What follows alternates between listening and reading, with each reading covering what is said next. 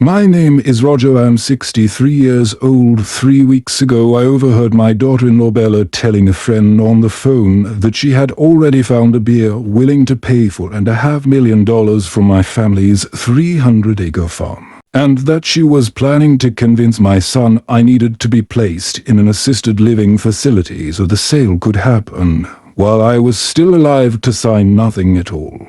I did not confront her the day. I smiled, waved, and let her think her plan was working perfectly before I tell you what happened next. Please hit like and subscribe. Drop your city and local time below. I love knowing where you're listening from. Now let me take you back to a Tuesday morning by the kitchen window, and a voice I had never heard my daughter-in-law use before.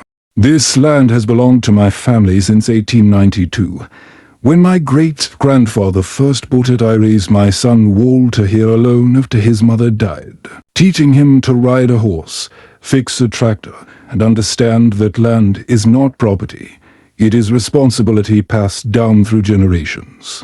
Bella married into this family 2 years ago, and I welcomed her completely, showing her the deeds, the tax records, decades of careful stewardship. Wanting her to understand the weight of what Walter would someday inherit, I had no idea I was showing a woman who was quietly documenting everything for a sale she had already begun arranging behind our backs.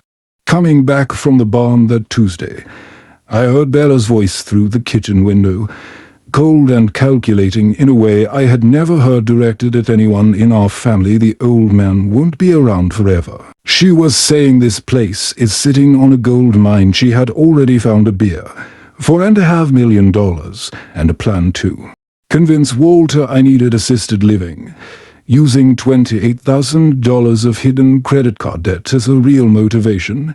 Everything I had shown her in good faith. She was cataloging for a real estate transaction. My health, better than most men 20 years younger, was about to become the excuse for uprooting me from everything I had built. Rather than confront her immediately, I decided to give Bella exactly what she wanted. A confused old man who needed to be managed. I began forgetting small things, standing motionless in the barn, asking about my late wife as though she was still alive. Bella pounced on every moment, photographing documents in my study under the guise of helping me organize them, and within days had a Sunset Manor brochure spread across our kitchen table with an opening available by February. I let Walter believe I might tour the facility, watching Bella's satisfaction grow as she scheduled a $15,000 deposit from his own savings, money he believed was simply going toward my care. I wish this had gone differently. I wish my daughter-in-law had come to us honestly about her financial trouble instead of building an elaborate plan to sell my family's legacy out from under me while I was still alive to object. But wishes do not undo months of calculated manipulation aimed at my own son's trust. The truth does. That week, I quietly called my attorney and had him pull every ownership document, confirming the farm remained solely in my name. With no legal pathway for any sale without my direct signature, I also began recording, discreetly, every conversation where Bella revealed her true intentions. The night before Bella's scheduled tour of Sunset Manor, I sat alone reviewing every recording and document I had gathered, the phone calls, the deposit request, the real estate agent she had already contacted without Walter's knowledge just before midnight. I finalized everything into a single folder from my attorney and for Walter himself. 12:03. I am 63 years old. I am, for the first time in 3 weeks, ready to stop pretending to be the man Bella needed me to become.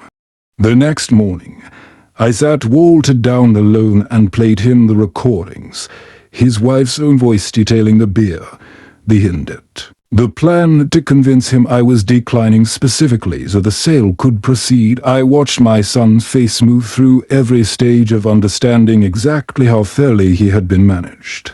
Bella's explanations, when confronted, collapsed as quickly as the deposit she had already scheduled. She looked at me the way she always had, expecting the confused old man from the barn. I was never that man, and Walter finally understood I never had been.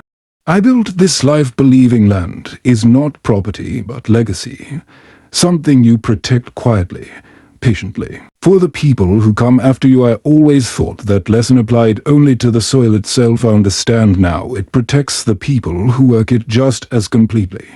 Bella's plan collapsed the morning Walter heard her own voice laid out plainly, and the marriage did not survive what followed as from me.